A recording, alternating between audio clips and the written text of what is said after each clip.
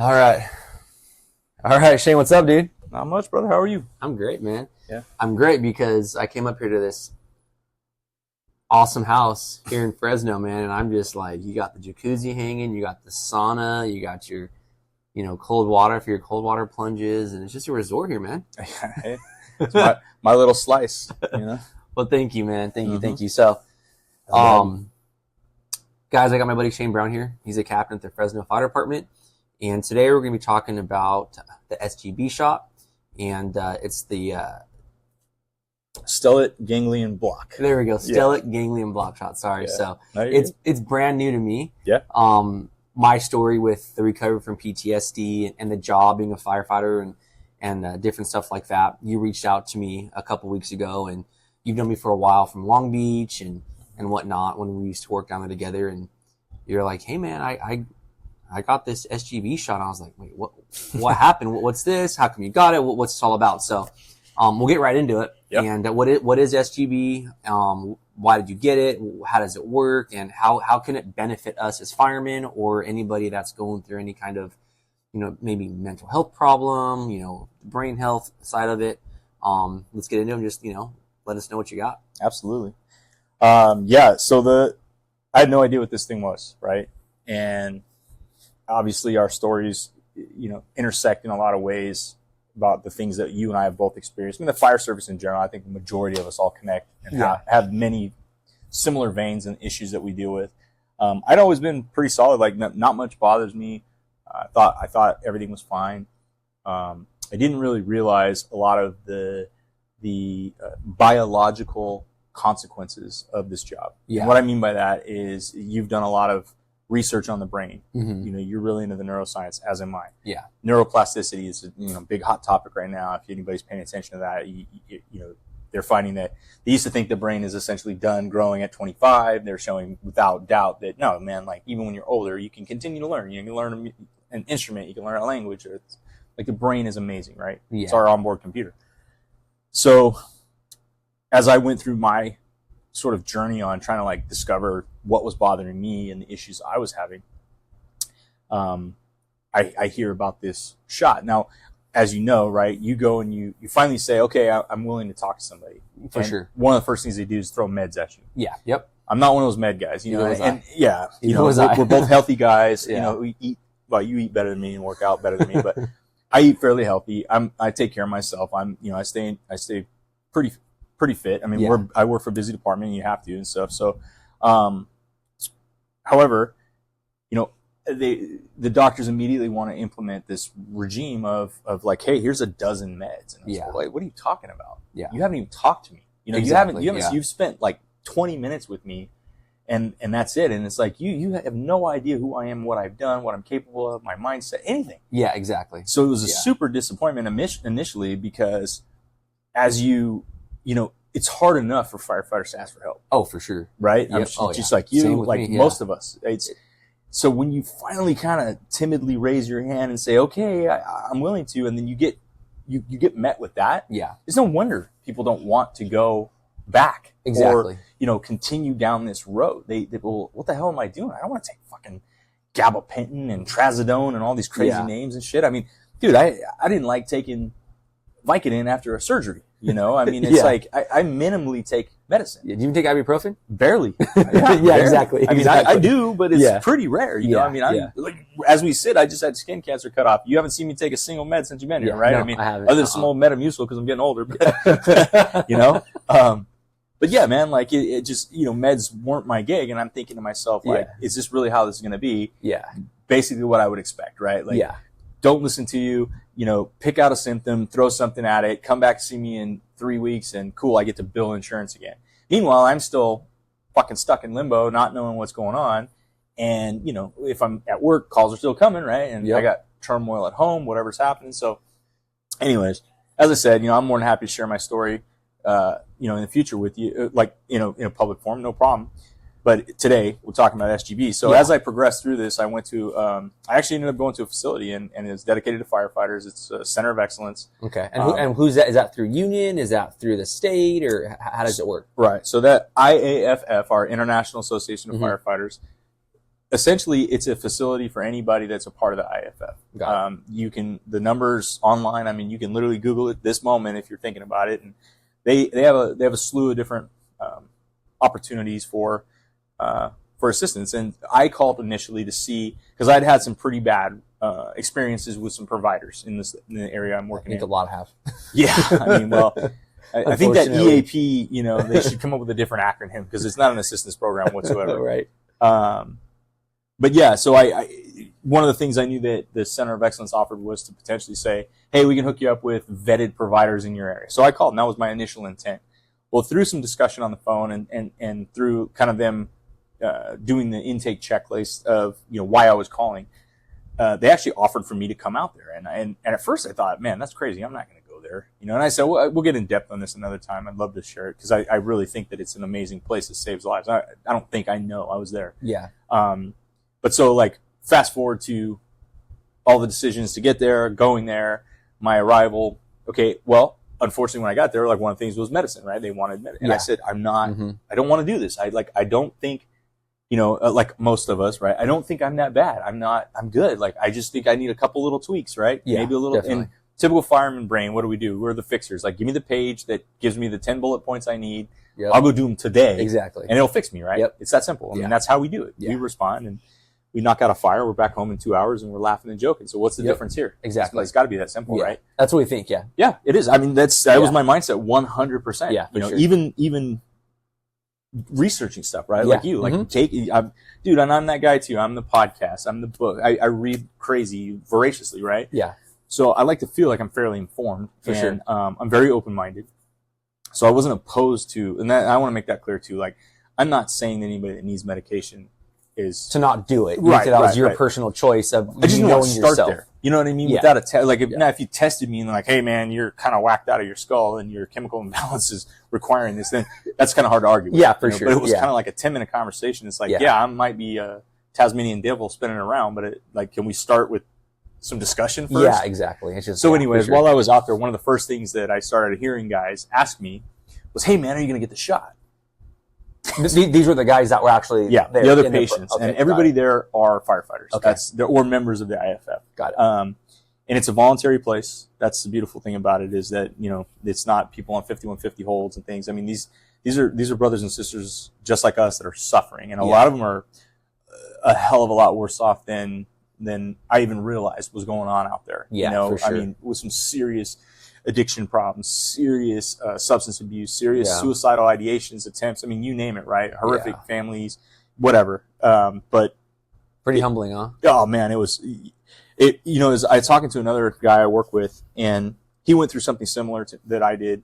And one of the things he told me was that in his participation in some of the programs, his empathy was restored. Yeah.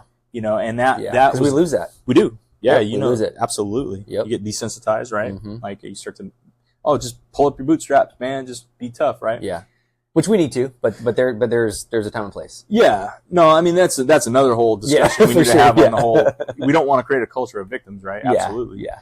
I mean, but yeah. So these guys, the other people that were there, getting help and doing the work they needed to do, started asking me, "Hey, bro, you gonna take this shot?" And I said, what are you talking about? You know, and then one guy's like, "Oh yeah, they give you this shot in your neck, and it like fixes your brain." And I'm like, "Yeah, that sounds like perfect science to me." And I'm like, "I can pack sand, dude. Like, I'm good. I'm gonna like put the work in, put my head down like I always do, work my ass off. I'm gonna study. I'm gonna exercise. I'm gonna eat healthy. I'm gonna really dedicate myself in these classes, in the effort, you know, in the meetings with these therapists and clinicians and doctors. And I mean, like, I'm all in, man. Like, I'm going to do the work, right? And that, like everything in life, that's how you get there, right? There's no shortcuts. Yeah. There's no magic pill. There's definitely no magic pill. It takes time. And so you were going for how long? Well, originally I didn't know. There's no like end date. You go with kind of an open end date. And you leave when you complete the program of that's designed for you. It's not a specific like, hey, come here for 20 days, 30 days, 40 days. There's an average of 35 is the average stay. Some stay shorter, some stay longer. So, you know, I went out kind of open-ended, man. I had no idea, you know, left my wife behind, took time off work. It was a leap of faith for sure. Yeah. But with the shot, you know, the first 2 weeks I was there, I was like, no, I'm not, you know, I didn't even really pay a close attention to what it was. I'd had some minor discussions with people about, what is this thing, and so then I got to know some people who were, because you see the same people because a lot of it's structured as classrooms and stuff. So I got to know these people in these classroom settings, and I was like, man, these are some really insightful guys and girls. They're really here to do the work. I heard in their discussions a lot of the same thoughts I had, a lot of the same issues I had with my wife, with issues at work. Yeah. So it's like, okay, hey, there's a commonality here where we're all in the same boat, right? So then I would see these dudes or girls go get this shot. Yeah. And that's how we refer to it, as the shot. Yeah. They would go get this shot and they would come back and I would see a transformation. And I'm not talking about like over the course of a week or two. I'm talking instantaneous like relief in various stages, depending on what the person had been dealing with. Like minutes, days, hours? All of the above. All of the above. Everybody's different. But and I'll give you some examples. I mean, I have specific examples that I can give, and that's why I feel like I can speak with some authority on this, because not only did I get the shot, obviously that's why I'm talking about it, but I started out probably like many people who may be even listening to this, they're like, what? You're not sticking a needle in my neck, right? You're not, that sounds like a bunch of like nonsense, Frankenstein bullshit. I was down there too, man. I get it. Yeah. Like, and to this day, I still don't do ibuprofen, right? So, so start off with like a handful of guys I had gotten to know. One individual, phenomenal guy, super smart, been a firefighter for a while, family of firefighters, like grandfather, father, uncle, the whole deal, right? So, but literally on the cusp of quitting the fire service, hooked on Xanax, like severely. Yeah. He was in massive withdrawals from Xanax, like couldn't go out in the sun, eyes couldn't open. His resting heart rate sitting in the classroom was 100 beats per minute plus. That's and the guy was fit. I mean, he's like you. He's like really fit dude. You could tell like he runs, he works out. He's a super fit guy, outdoorsy. He works in an area that's beautiful with outdoor stuff. He hikes and all this stuff. Said he smoked weed all the time.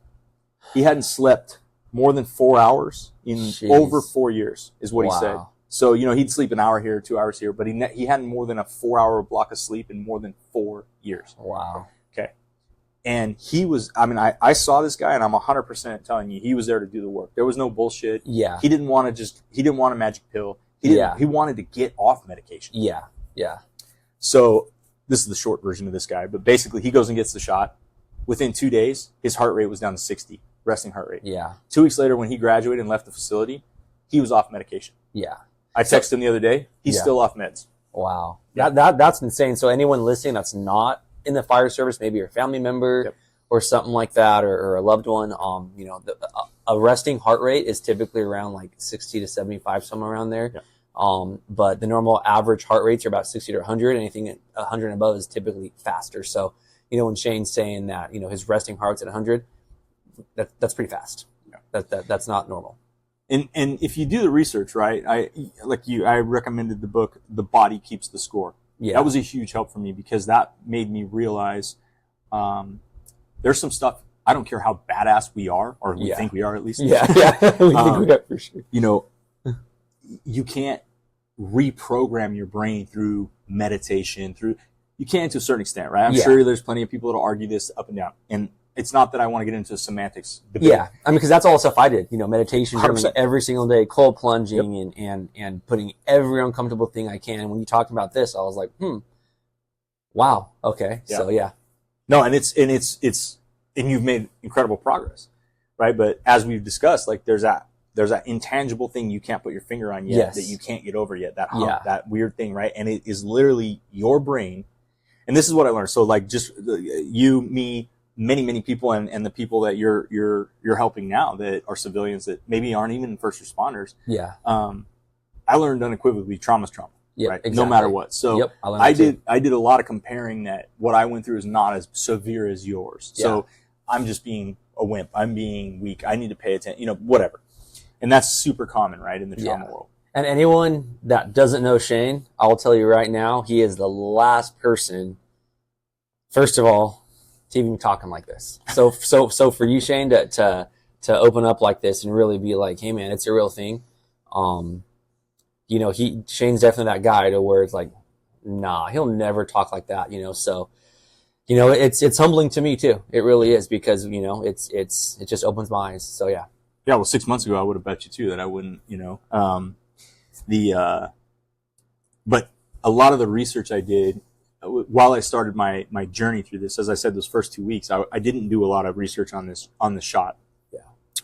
But I started to see, like, what is this thing? So I started to research it. So the stellate ganglion block. Okay, what is it? Well, the stellate ganglion is a nerve bundle on the side of your neck, right? And usually they do it on the right side. They do some stuff on the left side too. It kind of depends on the severity of what you're dealing with. And I'll get into that a little bit. But essentially, like, from what I understand, and I'm no authority, so, like, you know, I'm sure somebody could Google this and I'm going to be wrong on some numbers, but I really don't care.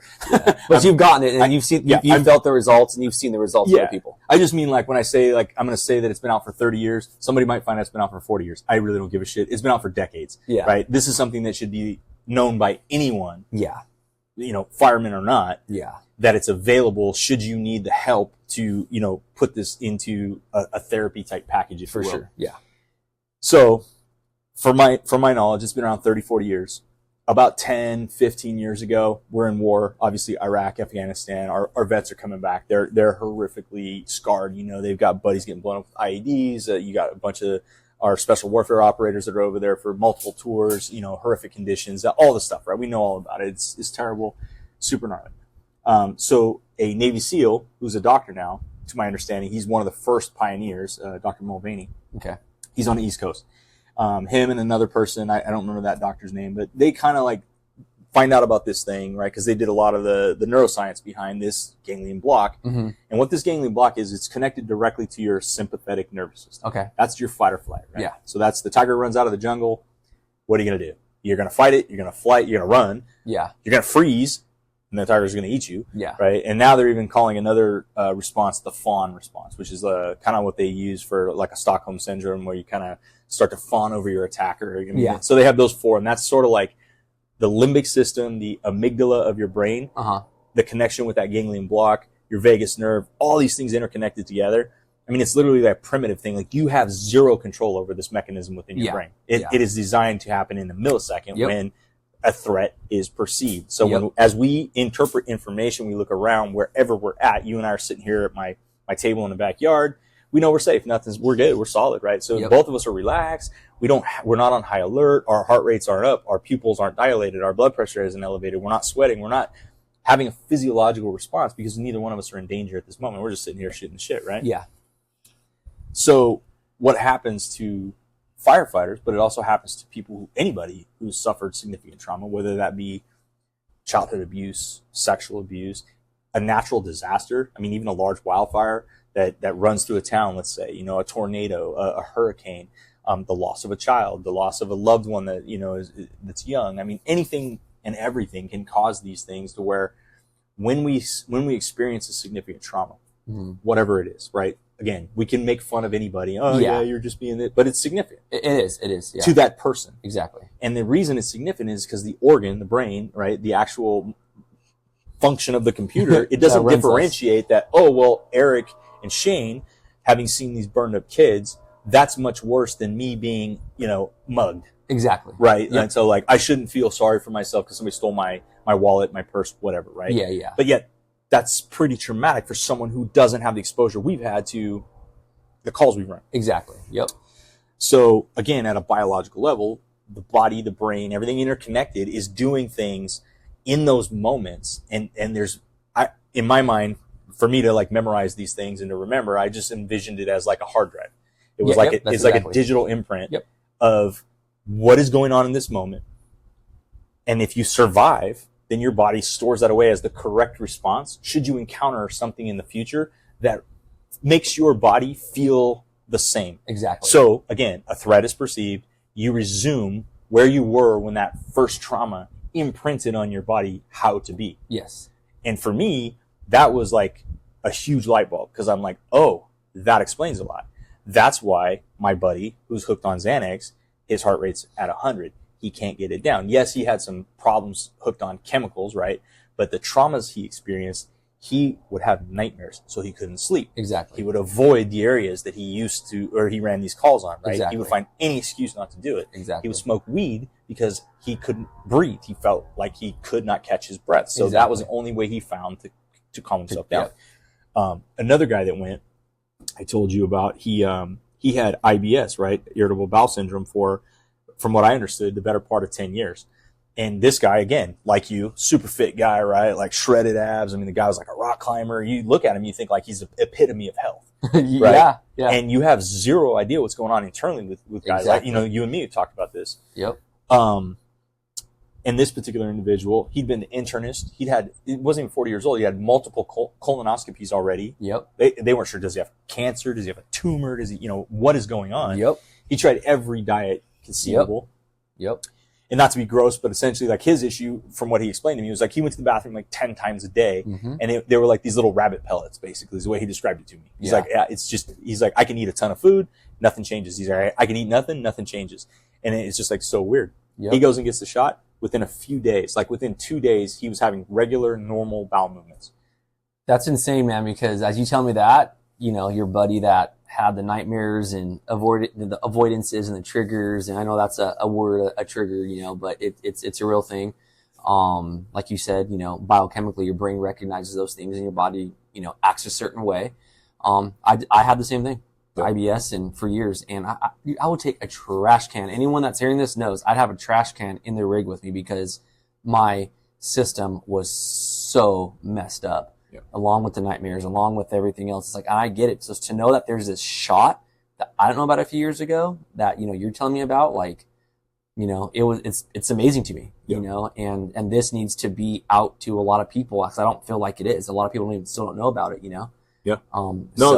And I mean, this is a philosophical belief I have, is that the reason they don't is a pharmaceutical company doesn't want this out because then the medicine, they don't get to sell you medicine every month, right? Yeah. And I mean, I'm not some conspiracy theorist. I don't have any sort of like political leanings, but I just can't believe that something that's this effective, isn't at least mentioned like, hey, you still need to do the work, right? You still need to do therapy. Yeah. You still need to face your issues, you know, discover what it is that are your problems. Like, you know, understand how to control your thoughts and work with them and all these things. I mean, it's an all-in perspective, right? It's an all-in package that you have to sort of embrace, right? Yeah. But, so how does this help or aid that then? So and you're good with that because you're saying before the shot, you couldn't meditate, nope. You couldn't journal. You're like, forget that noise, man. And you're like, dude, I got the shot. I can do this stuff now. So explain some of that.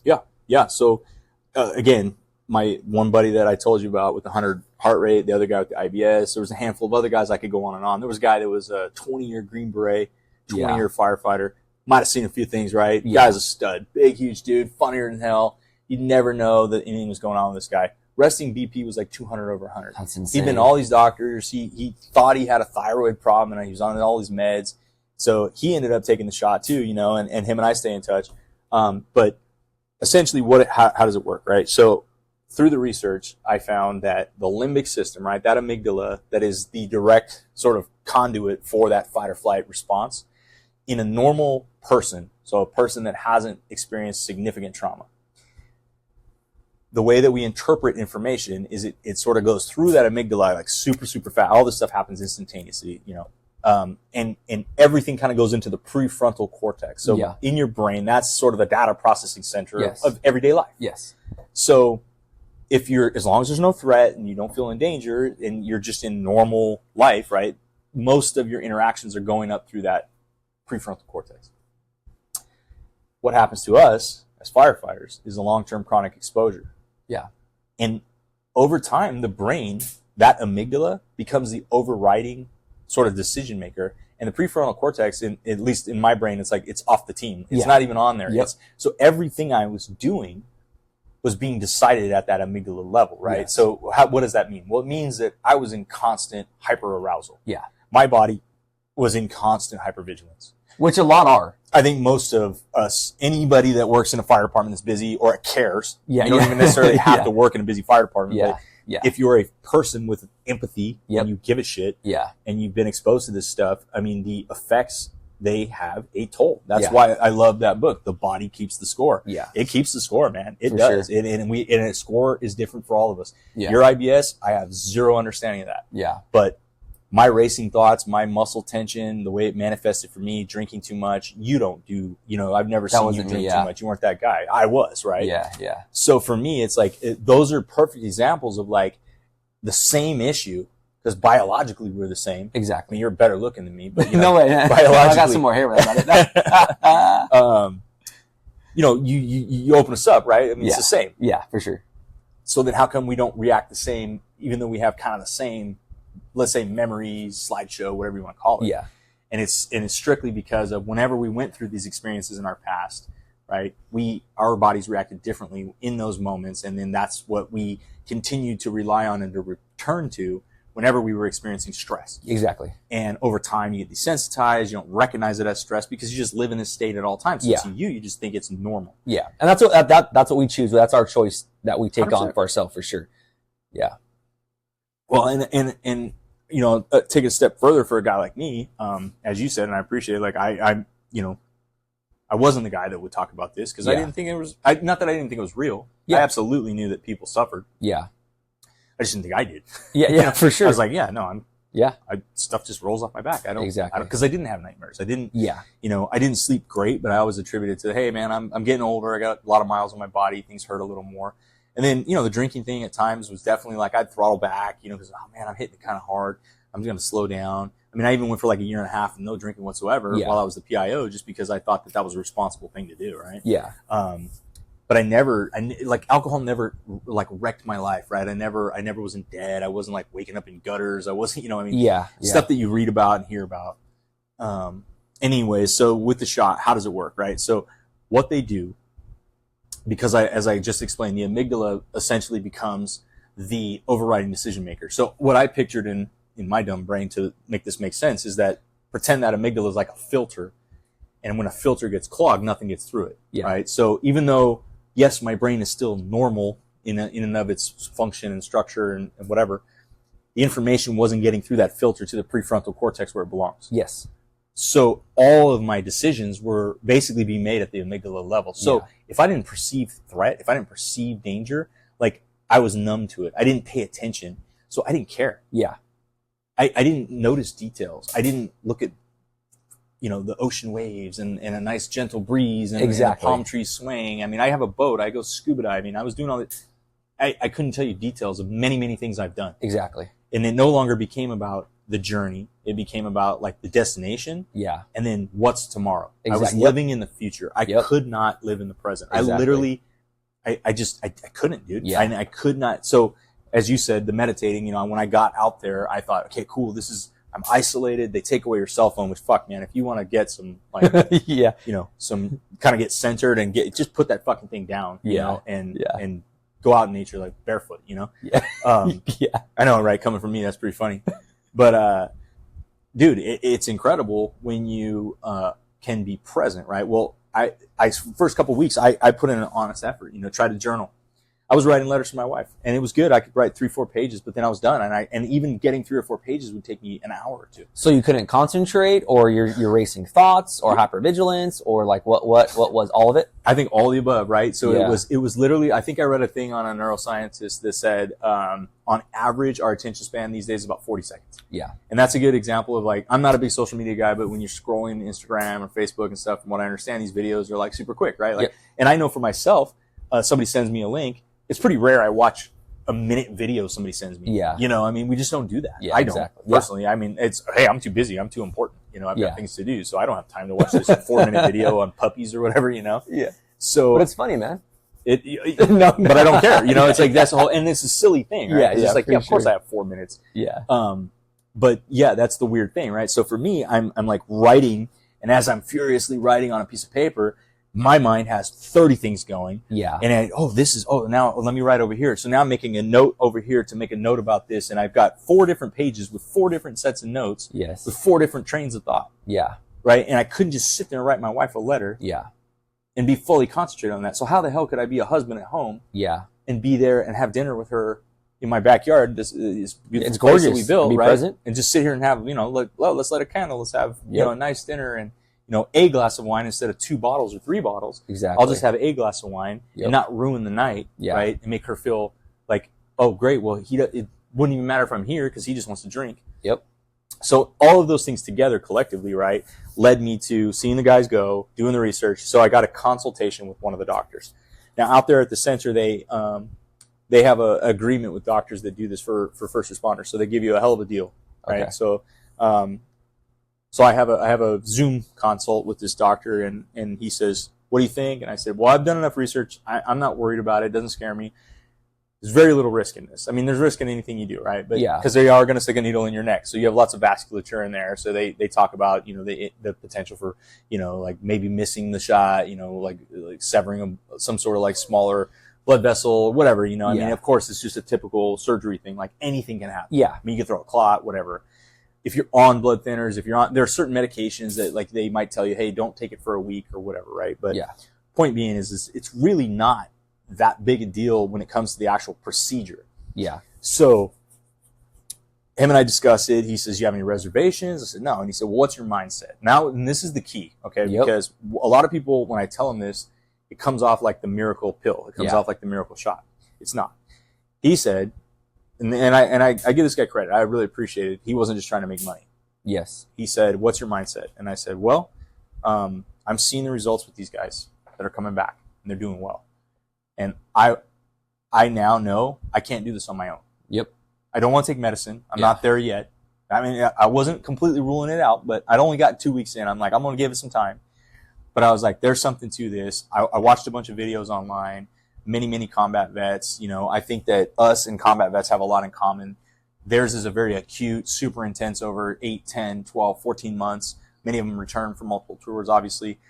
You and I got 20 plus years of doing this stuff of chronic exposure, right? Yeah. So I don't compare one to the other, but they're both significant. So when I saw the efficacy for these vets, I thought, okay, what's the worst that happens? Well, the worst that happens is nothing. Yeah. Nothing changes. I'm still a ding dong and I can't figure it out. And I'm going to have to do all this work and I'm going to have to, whatever, right? So that's kind of how I chalked it up, was like, and I'm out, the money I'm going to pay for the shot. Yeah. Because I was the same, man. Well, as you were talking about, you're thinking of 20 different things and you got notes for this. I was the same exact way. Yeah. And I didn't want to take any meds. And I was like, you know what? Hunker down, dude. You're going to try to focus. It took every day, numerous times a day, doing those letters to finally be like, okay, I can finally write one letter. Yep. I can finally meditate for like a little over 5 minutes. Yeah. Right. A few months. Right. A few months. Yeah, exactly. And it is. And to know there was a shot, I'm just like, dude. Yeah, I wish you would have known too. Gosh, man. That's what kills me. I mean, I'm excited to work with you on all this stuff and be able to do these things and offer, the whole buffet of items available to people that, because whatever works for you. I'm not trying to preach this to anybody. I don't make any money on it. It's not about that. It's about, seeing with my own eyes what works, and I mean, not to digress, but one of my buddies, since I've been back, one of my buddies from the department I work in went and got it. And that was 2 weeks ago. And as you saw on the text message, changed his life. And I'm seeing it. I've only been here for 3-4 days and I'm seeing, these text messages. Yeah. Dude, this changed my life. Our marriage, it's a lifesaver. Yeah. Well, how about me, dude? Like you said, you've never seen me this chill. True. I never have. I've always been super intense, right? Yeah. Wife's coming home tonight from her convention and you'll be able to speak to her tomorrow and ask her. And I'm looking forward to her, you being able to ask her, like, what have you seen? Cause she raves about the change in me, Yep. But anyways, what this does, they go in, they numb up that area and then they essentially, and again, for anybody that's going to search it, it's basically lidocaine and steroids from my understanding. Yeah. I don't know all the ins and outs of it because I'm not some conspiracy theorist. I trust in the science. Once I saw that it worked, I didn't do like super in-depth research on the amount of stuff they put in there or whatever. Cause to me, it was very simple. It was essentially they numb that area up. That's what it comes down to. Okay. And it's 2 shots that I got. It's the initial anesthetic, which I believe was lidocaine. And then they put some kind of steroid that numbs up that ganglion nerve block in the right side of my neck. Now, what does it do? Well, because it's a direct connection to the amygdala, again, back to my dumb brain trying to picture like what this really does. I pictured how when we hard reboot our iPhones, right? You do the whole thing and you get the little Apple signia and then it pops back up and okay, cool. It's working again, right? Yeah. Like the app works or whatever. It's essentially like the same thing. It basically, it numbs out that block, which has been on for you guys like us for 20 plus years. Yeah. Right. And for people who have been in significant traumas for X amount of years. Yeah. This is not specific to firefighters. So if you've experienced childhood abuse, if you've experienced sexual abuse, again, it could be as to you may think, oh, I haven't had that much, but your brain doesn't differentiate. Exactly. So if you've got a significant trauma, whatever the scale, Yep. You know, it might be something that if you haven't been able to meditate through it and learn all your techniques and talk therapy and combine it with good health and sleeping and diet and everything else, exactly, then hey man, you might want to think about this, because this is something that will like kick you over the edge to really let you absorb all those other things and kind of give you your life back.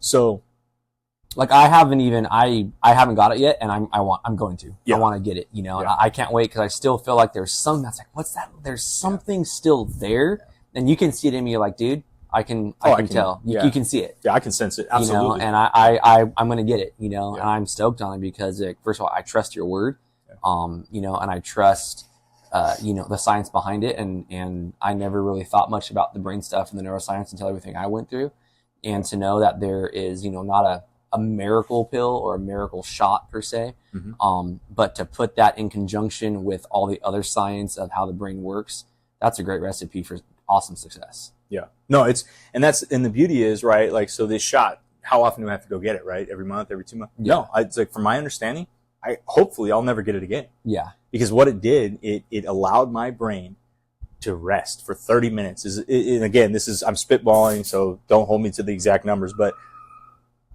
that block is numbed up for about 30 minutes or so, to the point where now the brain resumes normal function. So the interpretation of the data around me is going back through that filter. So essentially I cleared that filter out, right? Yes. So now I'm kind of a normal human being again, where as I sit here with you, I'm here with you. Yeah. I'm not worried about tomorrow. Yeah. I'm not thinking about 10 different things. Oh, I'm going to go check my hot tub. I'm going to do this. Did I do this? Did I leave this thing on? You know, I mean, like normally where we are as normal firefighters, where, you know, any little flashing light, squirrel, shiny object, we can't sit here and just like two human beings without, you know, our phone in our hand, you know, texting 5 people, searching on the line, you know, doing something, right? Like having to be active. And as you've been here all weekend with me, like, I have zero problem now sitting here with you, and just being in this moment and having no real forethought about, you know. Now, I will say, like, some of the things I was concerned about when I got the shot, I was like, well, I don't want it to numb me. I don't want to like be this zombie. Yeah. Right. That like, because I'm still like the meds do. I'm still a full-time, you know, fire captain. I don't want to like show up to work and like, you know, be this like guys like, who's this? You know, because you know, I'm up all the time. I'm an intense guy. I talk fast. I think fast. I'm a knucklehead, and I didn't want to turn into this just like slobbering, you know, like numbed out, you know, apathetic body or whatever. Yeah. And you know, that was one of the questions I asked the doc, and he says, yeah, it doesn't do that. You won't change at all. And really, you don't feel anything. That's the weird thing. And it's kind of, so when I went and got it, there were six of us total, 5 other guys in the van with me when we went. And it was funny because it was kind of like all over the board. We had a couple guys nervous as hell. You know, like one guy was from New York, real thick accent. He's like, "What the fuck are we doing? We're taking a fucking needle in our brain, you know?" And then there was this dude from DC, and he was like so excited, he was crying. And then there was a guy from Washington that was just like, you know, he was like a little kid on Christmas, like he couldn't wait. It was gonna fix everything in his life, right? And the other guy was like stone cold silent, couldn't talk. And then it was like me and this other dude who's like a wrestler out of like Iowa, and we're both just sitting there like, oh, whatever, you know, it's gonna fix us. Yeah, okay, we'll see. You know? So go in, get the shot, come out. And there's lots of things I could talk about that were real, like evidence to me. Yeah. Right. That was like, oh, this makes sense. Like when I was laying on the table to get the shot, right? The doc was phenomenal. Unbelievable. I mean, he comes in, explains everything. They pop a quick IV in a lock just in case because, you know, some guys, it does like make their BP drop a little bit. Okay. So they just give you like a bag if they need to. But, so the doc comes in, explains the procedure. Hey, you good? You nervous? Nah, I'm just whatever, dude. I'm here. I'm just hoping that it gives me some help, you know, to get me there. Go in the room, lay down. You know, he comes in. They use live ultrasound and a live X-ray. Yeah, so I've watched the videos. I've seen that. They're great, man. I mean, so it's like, and meanwhile, the doctor I had talked to me the whole time. You know, explain the procedure. Hey, here's what we're doing. Here's what we see. So it's cool. You know what's happening. It doesn't just jam this needle in your neck, right? Yeah. So he's like, he even had an assistant who confirmed with him. They took photographs and they used like 2 different types of ultrasound plus took photographs. And so I felt completely comfortable, right? For sure. So so here's where I can tell you, like, on the trauma side of things, that was an evidence to me. people, one of the things that they told me about, hey man, did you know you're anxious? I'm like, dude, I'm not an anxious person. Never. I was like, bro, nothing bothers me. That's the problem. I'm apathetic. I have no feelings anymore. Yeah. Right. So part of me what is anxiety, right? It's breathing fast. It's the fast heart rate. It's the person that's panicking that we can't get all the calls we run. All the calls we run, right? So I'm like, dude, I'm the last person in the world that's anxious. Exactly. And I think, I love the explanation I got, which was, if you're living in the past, then you're dealing with depression. If you're living in the future, or you're always thinking about the future, then you're an anxious person. And I was like, well, fuck me. I guess I'm anxious because that's all I ever thought about was the future. Yeah. But anxiety manifests differently in everybody. For sure. For me, it was muscle tension in my back. My back felt like a slab of granite. And my thoughts, man, I could not. My brain was a million miles an hour. Yeah. It's always going to be, I'm always going to talk fast and be this way, but like it was out of control. It was like a train running away where I couldn't even get things done sometimes. Yep. It was just crazy, right? Yeah. Yep. So, anyways, go back to the physiology. We run a call, let's say a fire. I don't sweat. My heart rate doesn't go up. My BP, we go to rehab, right? I got guys at 160 over 90. I'm in rehab after fighting a fire on a bottle or two. I'm at 130 over 80. And my normal resting is like 120, 80 most of the time. It's usually like the average, really good, like normal BP, right? Yeah. Like nothing crazy, but it's just like, it's normal. Yeah. So I never feel anything in my chest. I never feel like I can't breathe, can't catch my breath, right? So I have always associated these things to, my body doesn't react to these. I don't get excited. I don't get worked up, right? Yeah. So I'm laying on that table, and any normal, sane person that's about to get a needle jammed in their neck is not going to be super comfortable. Yeah. Okay. And I swear to you on this, I'm not trying to be a tough guy. Yeah. I'm laying there. I don't feel anything. I literally don't feel anything. I'm hoping this thing's going to work, right? Yeah, for sure. But I'm laying there. I'm not excited. I'm not scared. I'm not anything. I'm literally just laying there. And they take my BP. Every time that you take my BP, it's like 120 over 80. If I've done any sort of exercise, whatever, it's, every once in a while it'll creep up close to 140, let's say. It's pretty rare. Yeah. My BP laying on that table before the shot was like 146 over 92. Okay. And I looked at that and I thought, so my body's reacting appropriately, right? It recognizes a threat. A needle's about to go in the neck. Mm-hmm. But I had no connection with my body anymore. You see, my brain had over time become so indoctrinated with this is normal. Your mind-body connection was it was gone. It didn't exist, right? Yep. So that right there, and this was like right before he gave me the shot. Yeah. It really solidified to me like, okay, well, if there's anything that's going to get me over the hump, this might be it, right? So I'm laying there, does the first shot, does the second shot, didn't really feel much. At one point I felt like a little bit of the needle in there, a little bit, but it wasn't much.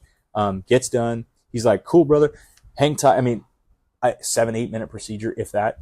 He says, hang tight. He goes in the next room. He starts the next procedure, right? And then somebody monitors you.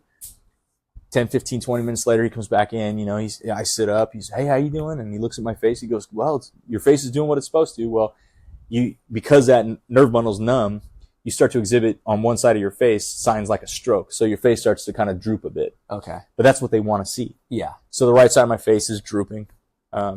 And I can start to feel it too. I can start to feel like some of the numbness. Okay. But again, I'm not feeling anything. I'm not feeling like, oh, I feel great. Oh, I'm so happy. I was like, I still feel like me. Yeah. So he goes, well, cool. You don't need any IV. He pops the lockout, Band-Aid, see you later. Thanks a lot. Okay. So I go out in the waiting room for the other dudes to do theirs.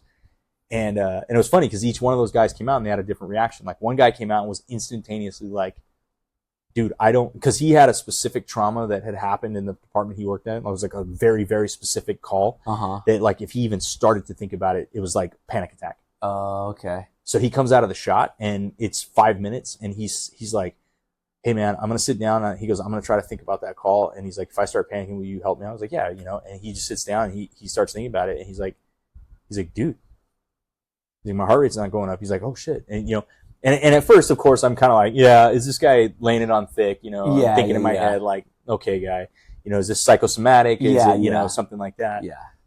Another guy comes out, same kind of thing. He's like, like me. He's like, I'm not really feeling anything. Well, about 10 minutes later, then I feel like I'm getting drunk, So I feel like we're 4 or 5 beers deep at the bar and it's like, you want to have another one? I was like, fuck yeah, let's have another one. Come on.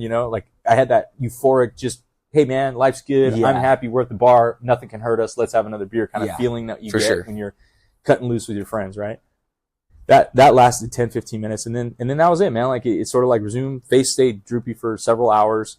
A lot of guys went back, took naps. I didn't. We went back, continued on with the day.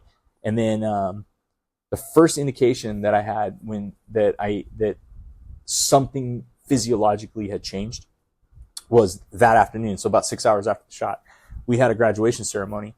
And during that ceremony, one of the clinicians there, amazing woman, she would always sing Amazing Grace.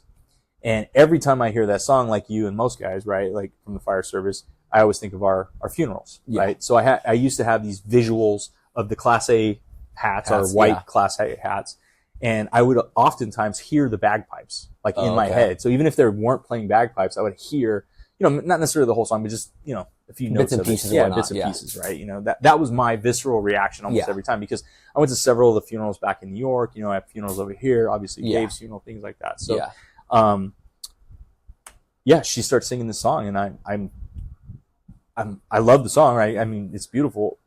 Normally I had this visceral reaction, right? Like I would have these visuals. I could feel it in my chest a little bit. I could feel it in my head a little bit. I didn't feel anything this time other than just, I like this song. And in the moment, I didn't really make the connection. It took hours till later that evening when I was laying in bed and I was reading, and I thought, holy crap, like tonight when that happened, I didn't feel anything. Like, that was weird, right? So then the next morning I get up, I'm having coffee, I'm sitting around the table, a bunch of guys are telling lies, right? We're all just sitting there. and normally I can do that. I enjoy the table just like anybody else, but I'm usually already thinking about what I got to be doing, right? So I'm there having coffee with you, but my brain's not, I'm not really fully here in the present with you. And that next morning, dude, I sat there for 30 minutes with those guys, and I couldn't have cared less about anything else in the world. I just was in that moment for 30 minutes with all these knuckleheads from all over the nation talking about different random things. And I was like, wow. And ever since then, dude, I mean, I could go on and on about this thing, but for me personally, I got it into March. I mean, here we are almost into June. I honestly think it saved my marriage. It's helped transform me into a better person, husband, friend, hopefully a better fire captain, everything in general, because it's helped me reset and become myself again, get rid of that douchebag that was, so intense and just so like basically just in a massive stuck point in multiple ways. Being driven wholly by that fight or flight, always ready to throw down. And I've had many conversations with guys I work with that, the issues at home I was having was things like my wife being super anxious about who's coming home today, right? Is it Captain Brown or is it Shane, and even if it's Shane, is he going to be a dick or is he going to be exhausted and she knows when the door opens, the inspection's going to start, right? I'm looking for things out of place. And I'm going to be pissed when I find that, you couldn't, put this food back in the fridge, or you couldn't take the trash out, or something really inconsequential, right? And then everything's about the value judgment of like, well, yeah, but you don't know what I did last night, right? The kid that we worked at 4 a.m, I'm always like diminishing her as a person, right? And many conversations I've had with guys, and they, it's like, well, why do we do that? Well, it's because we're not checking our boots at the door when we leave the firehouse. But you almost can't, when you've been indoctrinated this way. So for anybody suffering, I mean, I highly, highly recommend do the research yourself, like read about it, watch the videos, call these doctors. They'll give you consults. The kid that just got it that I know, he went to San Mateo, and for him, it was about $1,600. You'll read online $2,000 to $5,000. There's other places out there that offer it cheaper. I have heard that you can potentially, if you have a good enough doctor who may prescribe it for pain.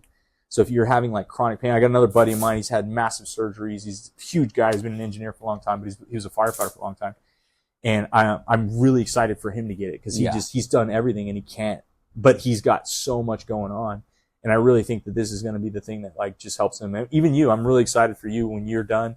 Like, I think this is going to be the thing that'll take you to the next level. I'm just kind of, like somebody asked me today, so would you describe it as the miracle? And I said, no, I would describe it as the key. Yeah, for sure. So it's like you're trying to figure this lock out, you're trying to figure this, like, whatever you want to call it, fancy lock, right? And this is that key that helps. It goes in there and it's like, boom. And once that lock is open and you can open up whatever it is you're trying to get into, and then it's like the sky's the limit, man. And the thing is, it's like, it's not a one and done for a lot of people. So you're going to find online, many vets, many people who have taken it, many people who, advocate for it. They go back once a year. They go back once every few years.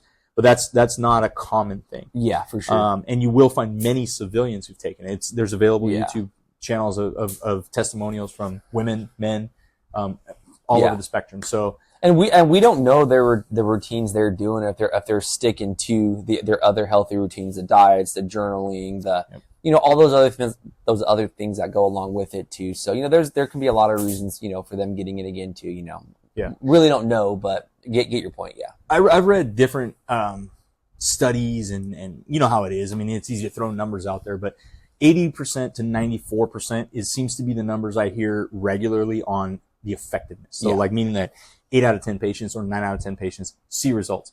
Yeah. Doctors would kill for those kinds of results. Oh, heck yeah. Psychologists, therapists, anybody. Yeah. Like, most of it's much, much lower than that, right? Yeah. So if I were to tell you that, hey, there's an 8 or 9 out of 10 chance that this is going to like significantly improve your life with very little drawback and almost zero side effects, because that whole face droop is gone in a few hours, and that's literally the only side effect. Yeah. The other effects are I've slept better in the last few months than I have in 20 years. Yeah. Right. I'm more relaxed. I'm more present. The intensity the energy I would have, like you sitting here with me, it's gone. I'm relaxed. Right.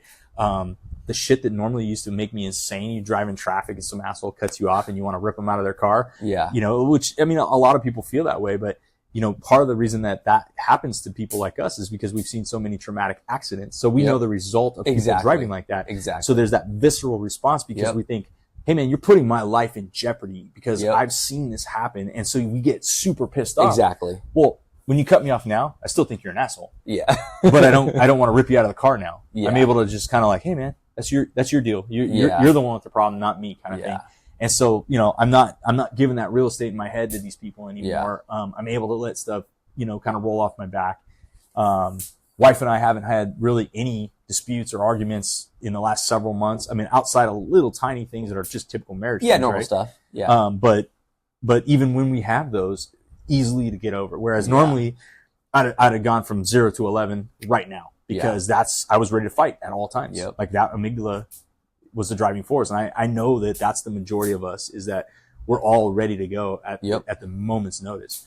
And the beauty is I went back and worked my shifts, and dude, in the span of, I worked a 5-day set because I worked some overtimes, multiple structure fires. I commanded structure fires. I worked on a ladder truck. We had a fatality car accident. We almost got into a fight with some knucklehead downtown. I mean, typical chaos.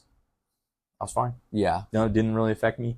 And now I'm able to process things differently, talk about things differently. So I mean, it's the kind of thing that coupled with the right mindset. Yep. Mindset's huge, man. Like anything else, if you have the desire to change with the proper tools, you'll do it. You'll do it for sure. So you feel like, as far as your work environment, home environment, getting the shot, obviously, I haven't gotten it yet, and we're just discussing a topic that I feel like a lot don't know about. Yeah. Absolutely. To get some information out there, so guys can do their own research, the firemen themselves, the wives, family members, whatever, just so we can see our guys healthy, man. Yep. At the end of the day, that's what it's about. I'm not trying to preach anything. You're not trying to preach anything. It's just being in the fire service for this long. We hear a lot of the same stories, same issues, personally with what, the person is struggling with, and then what their wife or their family is struggling with.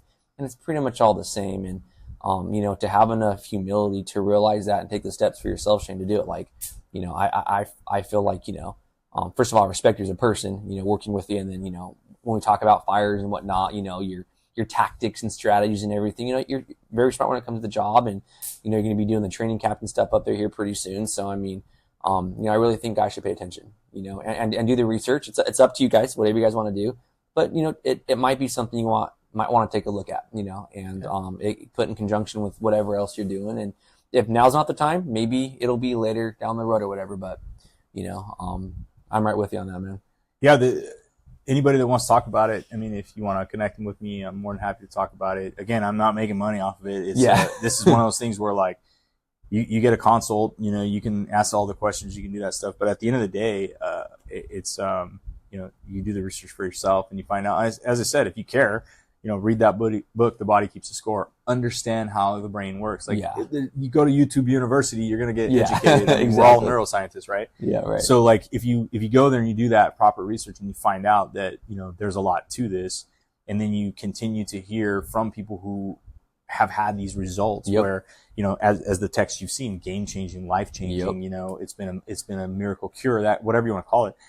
I know guys want it because I get texts almost every day. Yeah. I got one today. From a guy I work with who's another captain, and he just said, "Hey man, how are things going still? How you feeling? Is that shot still?" And I'm like, "Yeah, I'm still." He's like, "Are you kidding me? You're still?" I'm like, "Dude, it's not like a thing that wears off." Yeah. Right. It allowed my brain to reset, if you will. And I know that sounds like science fiction bullshit, but it's essentially the best way I can picture it in my brain is that it gave my brain the rest that it hadn't had in 20 plus years. Yeah. Because that brain was just ready to rock at all times. Right. And it's not like I can't get right back up and get to work, which I still can. I'm still me.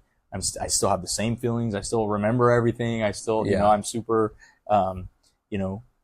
intense. I talk, as I said, I talk fast and whatever. But the point being is just that, like, you're more present. Yeah. You got, you know, you're not as numb. The emotion, you know, your emotion's back. You can process your feelings a lot better. Communication is better. Dude, crying, right? We talked about crying. Fuck. Dude, I didn't cry for 12. Oh my goodness. Yeah. I didn't cry. I hardly cried at my mother's funeral. I hardly cried at, you know, buddies of mine that tragically died.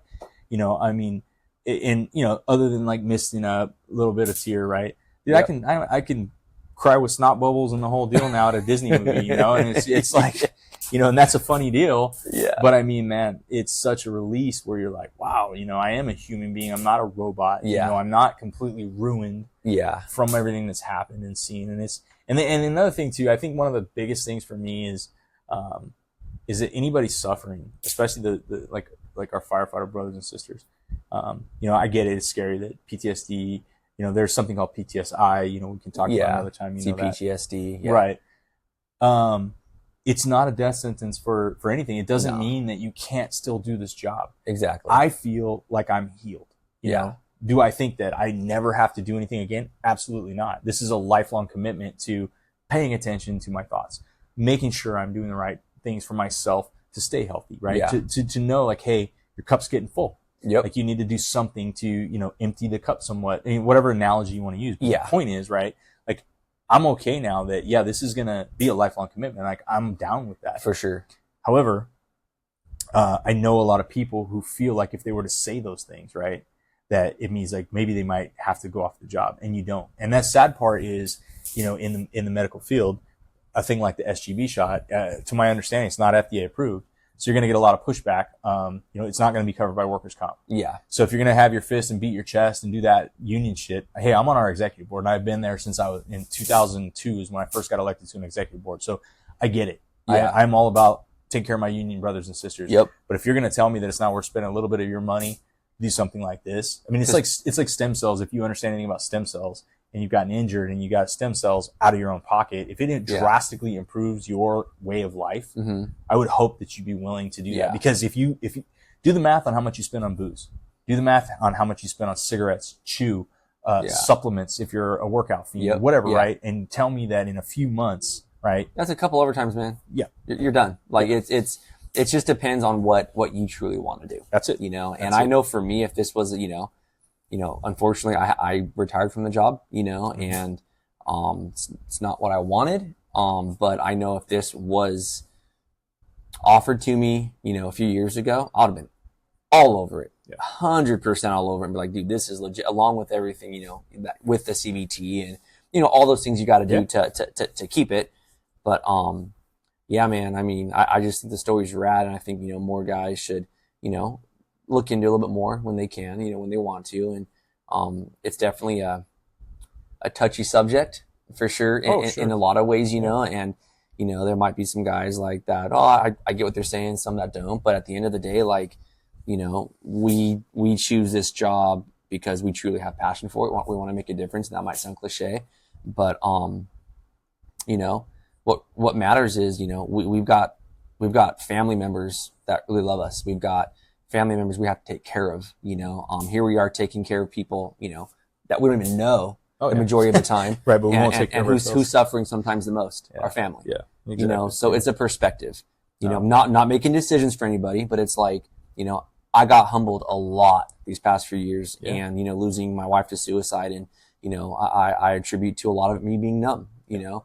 It wasn't my fault, but with this story, like you said, the miscommunication, and you get cold, you get numb, and, you know, everybody, you know, goes through different things, but when there's an option like this that can really, you know, I don't want to say speed up the process super fast, but it does speed it up. Yeah, it does. To where absolutely. you could get to healing a lot faster to fix the things that, you know, truly matter in life. Not saying the job doesn't matter, but, you know, marriages matter. Your kids matter. Your family matters. Yeah. You know, and sometimes they're seeing the worst part of us. So if there's something to help, then, you know, that's awesome. Yeah, no, it's when you're saying that, it makes me think of, like, you know, the analogy I give of a lock, right? Like with us as firefighters and stuff, it's, we tend to beef that lock up, right? It's case hardened steel. And yeah. You know, we're going to throw some weld on there. We literally make it so hard, right? That's that armoring that we do to protect ourselves. That you think there's no way to get through that lock. I'll never be able to do this. And that's what I'm saying when I say that that's like the key, man. It's like, for sure. Yes, it accelerates that process. Absolutely. You still got to do the work. Yeah. And, I saw a lot of guys that, if you even are halfway willing to do the work, like this guy that just got it recently, he just started. I mean, he'd only been doing therapy for, I'm just going to say about a month. I think he's been 3 or 4 sessions, right? At 1 hour at a time. So all in 3-4 hours worth of talk therapy. Yeah. Gets the shot. And you saw the text 2 weeks later, changed our lives. Yep. Him and his wife's crying because he comes home from work and he's not having to drink whiskey to go to sleep. Yeah, that was me. Right? Yeah. That was me, man. I mean, we've you know, he's not waking up in the middle of the night. He's not wanting to pull people out of cars when he's driving. He's not screaming at people on the road. He's not, you know, freaking out at the cashier because they can't get the machine to work, or the guy forgets pickles for his hamburger. You know, I mean, all the things that people, I mean, we've all been there, dude. I've been there. You've been there. You know, we're so impatient because the volume of calls, our job, everything's so fast paced. Yeah. The world we're in these days is that way. So it's like, there's a lot, man. There's a lot of noise out there, and it's, you know, you go get the shot. It doesn't mean I couldn't go right back to being an asshole. Yeah. So I want to protect that. When I start to feel that overwhelming, kind of pull to resume that speed in my racing thoughts and just get myself involved in a ton, like we were talking about today. It's like, there's a lot of stuff I want to do, but it's like, I got to manage it to where it's like effective, where it's not toxic, right? Yeah. And that's what this does. And it does. It does. It allows you to pay attention to that stuff. Now, it doesn't mean I couldn't resume that. And dude, that's the other thing is, I mean, I hate it that you didn't know about this thing, but at the same time, I'm very realistic that I could go back to work and then, you know, that call happens. Yeah. And that's it. I'm done. I hang it up. I don't know. Yeah, for sure. You know, I hope not. But as of now, I'm not going in that with that mindset, but now I'm way more aware of it. Yep.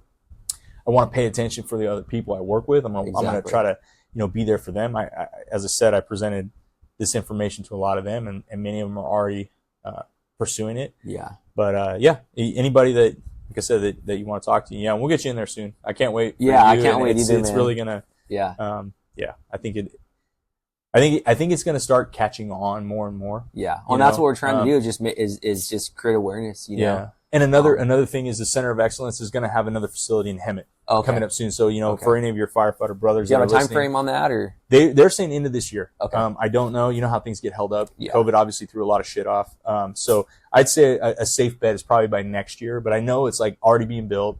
You know, staffing is always the hardest part for places like that. The one in Maryland, you know, it's a phenomenal facility, but they've been there for about 7 years, and you know, or 6 or 7. And the Hemet facility is just, you know, it's easier for California firefighters to go to. I know a lot of people say, Maryland, that's a long way away. It's like, well, hey, man, when you're talking about your life and the quality of your life, like a flight to Maryland was nothing. Anybody in your life. So anyways, man, well, cool, man. I'm glad to share that, and I hope it helps somebody. Yeah, well, you know, I know everyone that's listening, I want to thank you for your time, and you know, we'll be getting into more, you know, detail of you know, other guys, whatnot, that might be getting it and stuff like that. So thank you for your time, dude. Yeah, absolutely. Awesome, all right. Sounds good. Yeah.